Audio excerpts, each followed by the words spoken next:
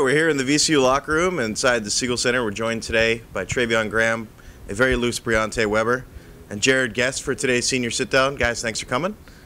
Yo, we here, you know.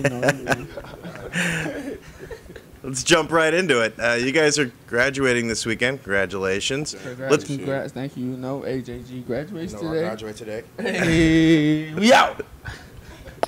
Let's go back to your freshman year. You guys came in the sort of the shadow of the Final Four. What was the atmosphere like here, and what were the expectations like that first year when you got here? You was here first during the Final Four, so you was a part of that team. Well, I've been here for about 4 3/4 years, so that whole thing was kind of crazy because everybody expected us to go to the Final Four again like every year. So I mean, expectations was high, but at the same time, it was we already knew the realization of it and the type of team they had before we got here. So we really thought we was in a rebuilding type of year. So we just went out and we played how we played. I mean, we got a CAA championship out of it. You know. I just left me out. We got a CAA championship out of it. I mean, it was nothing. We didn't really listen to the outsiders. We just listened to what Coach Smart had planned for us, and we just went from there. All right. I need to hear the best story you have about each other. Trey, you got a good story about either one of these two guys? A good story that I can say on here. Yeah, you can say it on camera. A story about Briante probably would be just when I first got here, you know, he's the most energetic dude I ever met. So like at 3 in the morning, he's still up, making all like screaming and everything in the room, and I'm trying to get some sleep because I like sleep, and he doesn't sleep for nothing. He'll go to sleep for like 2 minutes and be good for the rest of the day. So just first couple weeks was just pretty much hell with him, you know. It'll take a little while to get used to. Yeah, so but I mean now I'm used to it, and that's my mind's now. So what about? I have when we do SEAL team. Briante was definitely my wake-up call. He run through everybody's room, knock on the door, blast music, start screaming, wake everybody up in the whole dorm, like the Lion King in the beginning of it. Holding Simba up, that was him. He would just go crazy every morning, so I mean, I knew I was going to be up. Okay, I'm going to start with Trey. Well, it was before we even got here. I mean, I don't know how many times everybody heard this story, but the reason I gave you 26. Yeah, the reason that me and Trey actually came to VCU was because we pretty much gave each other buckets in the Siegel Center before we committed.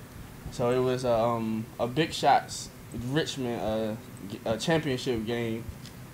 My coach tell me this is one of the best scorers that I will ever face. So me being the defensive menace I am, I wanted to check him, but under the table, I did not know Coach Smart was coaching them. On the sneak, gave us one play. That play worked every time. Okay, so I'm first the tip ball. They get the tip ball. I'm checking Trey, not knowing who he is. I'm talking junk, me.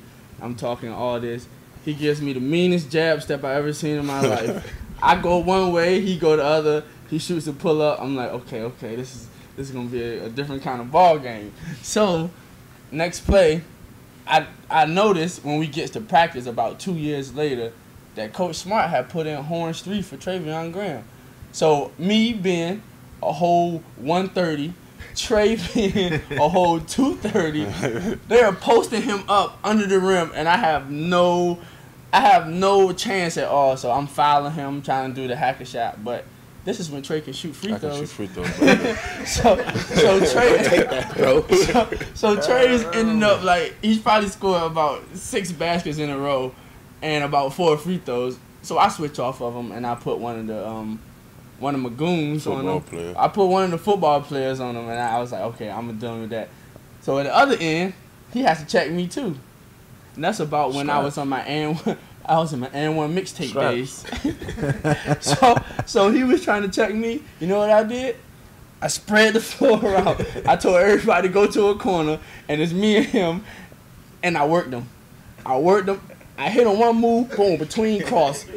I left him, he back there looking at me, and I raised up on his big man like, oh yeah, you gonna catch this work. So you laid it up. I laid it up on. I didn't want to tell. I felt bad, so I just laid it up, and we won. We won. Who got MVP?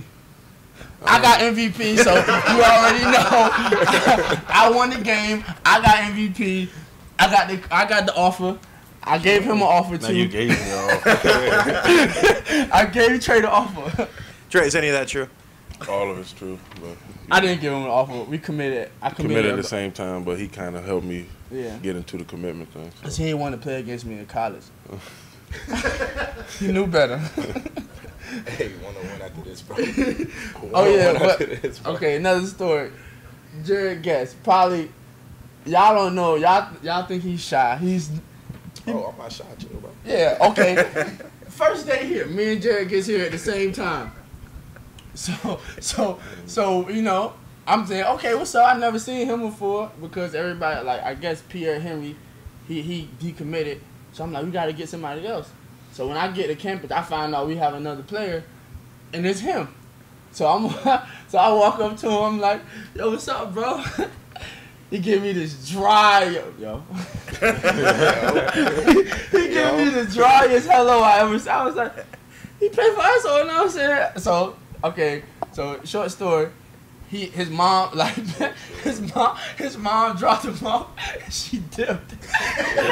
she didn't stick around for nothing.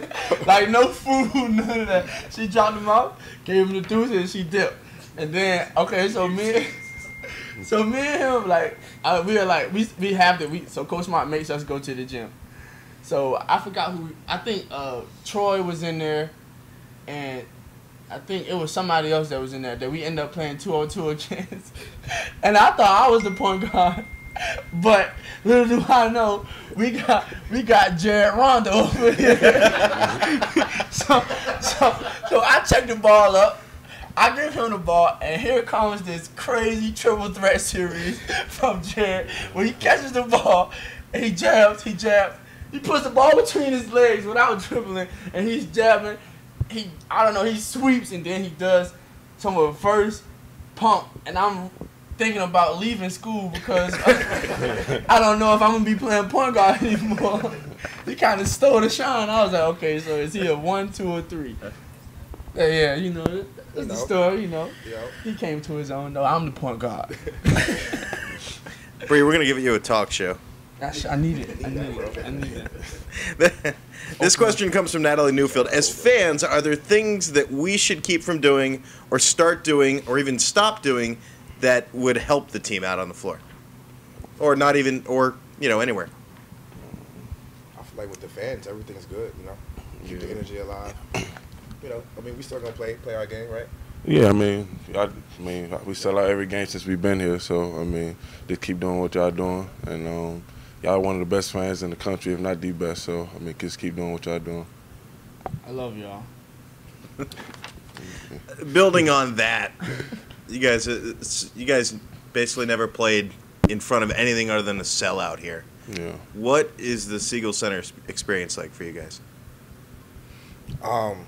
It's like the biggest adrenaline rush, you know. The energy is crazy. You know, you see Briante go wild. He can't contain that at all. Like that's how much energy is in the building. Like it's great. Man, I don't know. Every game I've been to, I played in all the VCU games, and I've been to one game, and the one game was a sellout actually, and they played Oklahoma. And just the feeling I got from sitting in the stands, I was like, yo, what? This is crazy. And playing in front of it was way better than being in the stands. And I cannot say any fans in the country will be able to do that every single home game for 5 to 4 years. 4 years. Yeah, it's bananas. For me, like my high school was a box by the side of this room, so coming to VCU and being able to sell out every game was just crazy. And my first game, I was nervous shooting air balls, but I got real used to it. And I mean, the fans is just the best in the country, and I love y'all. Guys, this is graduation weekend. Yeah. What are we all getting our degrees in this weekend? Criminal justice major for me. Dr. Weber says I'm gonna be a psychologist. Crazy. I'm gonna get my degree in urban planning. Okay. Tell me more about urban planning. It's just about learning about your city. Why do you need to develop certain areas for the community? How can your city grow? How can you build capital, stuff like that? I plan on getting into real estate, so that kind of works hand in hand. Just knowing how things work. What kind of inspired you to get involved in that? I just randomly had an urban planning class, and I just fell in love with it. And from there, I just stuck with it. He like to plant flowers. That's all. Bro. You feel me? He like to plant flowers.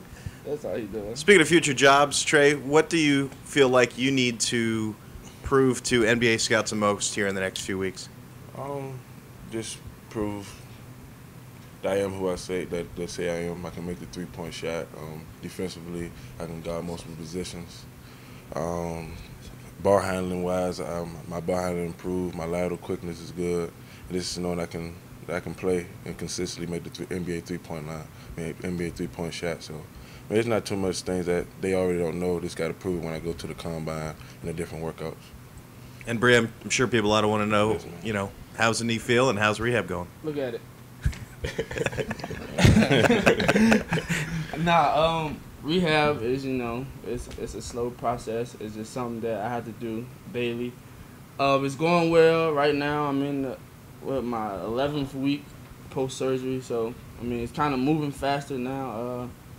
I'm doing a lot of strengthening right now just to get my strength back in my leg. I'm just trying to see where it can get me, what I can do later. But in about 3 weeks, I should be running and on the treadmill. And I've been on the bike for about 4 weeks now, so rehab is going good. Guys, what is your most memorable shot of your career? Doesn't have to be here. It can be anywhere in your basketball career. Well, mine is Virginia shot. But he takes all my shine in my pictures. Because he came up and screamed in my face. Every picture I see from that game, he's always there. So, but the shot is always memorable to me. But he always I'm gonna be a part of that shine. Shot. Yeah. Yeah. Bree, how about you? I don't shoot. So, it's like, no. Might as well say the dunk. The Baylor joint. The Butler dunk. The Butler jump? Yeah, of course, it would be the 30 seconds I was in the game for Butler, and I made one of probably one of the most memorable pictures I ever seen in my life. And that Butler dunk was probably the best, and will probably be the best I ever seen and ever encountered, because, whew, that was epic. Who was that? Roosevelt Jones you stole the ball from? Yes. Did he say anything to you after that? Yeah, he got off the ball and went up the court. He did right. Now I just need Brad Stevens to come and give me a job. Jared, how about you? I would say UMass. No shade to Jordan, but we was on defense and he kind of got dunked on. Came back on the other end, caught a putback. Just a oh yeah, just a little so payback sweet for my boy. Oh yeah, that was dope. That was dope. Guys, give me an idea about what you feel like. We talk a lot about basketball, but your best or your greatest accomplishment academically? We graduating. Yeah, I'm gonna say just getting And it gets no better than graduating. When we walk across that stage, we can say, we did it. We made it. That's crazy. It's crazy. Well, talk about what's this weekend mean to all of you, graduation weekend? It's big for me, just for my mom. My mom, when I first got here, she didn't care about basketball, didn't care about none of that. She just wanted me to be able to get my degree and be one of the first people in my family to get one. So this is just real big for her, and for the most part, I did it for her. Yeah, same here. I'm probably the only person I'm definitely the only person in my I think I'm the only person in my family to receive a college degree. So it's definitely one of the biggest things to me, because I can say I led the family with this, and at the same time I gave it like giving inspiration to all my sisters and brothers who are older than me, because I'm one of the youngest, and all of them are trying to fulfill and finish their college degrees too. So I know for a fact that's one of the biggest things about walking across the stage. Same with Trey and Bree. Just to add on to that, just to see where we came from freshman year. You know, we grew as people on and off the court. I know I definitely came a long way, much more confident. You know what I'm saying? Mm-hmm. Yeah. But that's just a great feeling, you know. We used to be knuckleheads. We grew up, accomplished a lot of great things, and I mean it it just feels good, you know, to be here, graduating. Bree, your mom's been blowing you up on Facebook all week about this. Oh my God! I almost blocked her. She's tripping, but it's okay. It's all love. Love you, mama. Guys, talk about being a student athlete is a unique experience. What's one of the hardest things about being a student athlete that other people may not see? The student part. Yeah. Everybody feels that we just we walk in class and the teacher's like, oh, this is a VCU basketball player. Here's an A. Like, they don't understand the background of it. Like, they don't know we work way harder than them, because all they have to focus on is school. We have school, traveling, tutoring, workouts, lifting. We got all that to worry about. All they have to worry about is school, and they never understand that we pretty much work about 20 hours out of the 24. And the 4 hours that we do sleep, we probably worried about getting up the next day. We work so hard just to be student athletes, and with Coach Smart being here, he was definitely on the student part about it, because you know he's a scholar. Yeah, he's a scholar. That sums it up. Yeah. Guys, what would you tell incoming freshmen about what they can expect the next 4 years? For starters, I mean, I can definitely let them know that they're gonna work. So it's not gonna be an easy ride. It's definitely not high school anymore. You definitely have to step it up. God, I'm gonna say you better follow directions when you're a freshman, because I learned the hard way. Sorry, y'all. We learned the hard way.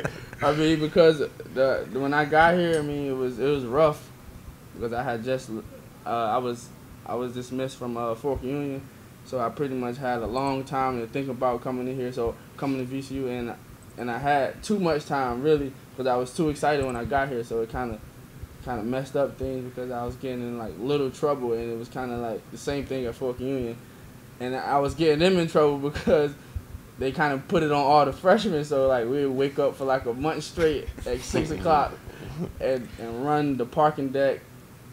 Or dude push the prowler. Yeah, I mean, it was rough. But I just if I got something to say, I just say you follow directions to a T, or it's over. It's over. It's over. How are you guys different than when you got here? What is there an area that each of you would point to as an area of growth for you? Just maturity. That's the main thing. Maturity is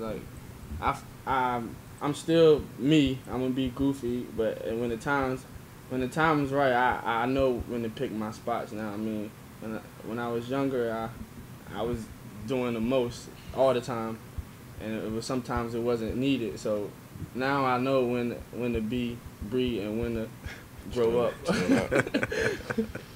You guys have been a lot of places the last 4 years. What do you guys have a favorite road trip? I mean, I know you guys don't get out to see and do much, but is there a favorite road trip for you guys? Italy. Yeah. By far. Italy. That probably is the only trip that we got to do anything. Something. Yeah, without the coaches all in our ears or texting our phones and stuff. so Italy was probably the best because of the 10 days we were there. We traveled around the whole all the good parts of Italy. We seen a lot of stuff that we seen in movies and in the books when we were growing up. We were like, wait, that's David. We seen David.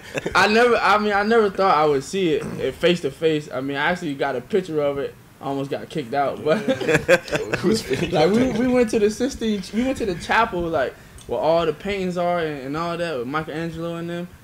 And it was just we're in a part of history right now, and it was just crazy. When we went up the Leaning Tower, probably the scariest thing of my life because the steps so simple. The steps are like, it's ridiculous. Like you leaning the whole time, so like you basically gotta walk sideways just to get up there. And coming down was even worse because you don't. It's like basically going downhill on steps with a whole bunch of sand and stuff. So it was kind of like, and there's no railing.